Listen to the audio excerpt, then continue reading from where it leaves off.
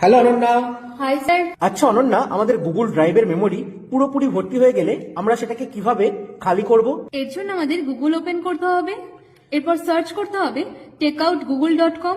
এরপর এখানে প্রথম লিঙ্কটি ওপেন করতে হবে, এখানে আমাদের ডিসিলেক্ট অল অপশনে ক্লিক করতে হবে। এরপর এখানে আমাদের শুধুমাত্র ড্রাইভ এবং গুগল ফটোস সিলেক্ট করতে হবে।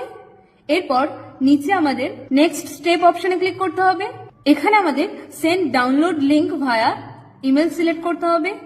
এরপর এখানে আমাদের এক্সপোর্ট ওয়ান্স সিলেক্ট করতে হবে।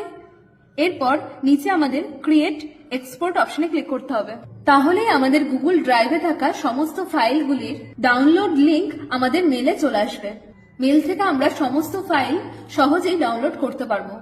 এরপর আমরা গুগল ড্রাইভ থেকে ফাইলগুলি ডিলিট করে দিলেই গুগল ড্রাইভ ফাঁকা হয়ে যাবে। Ready to get started? Contact me now and let's start your journey to success together.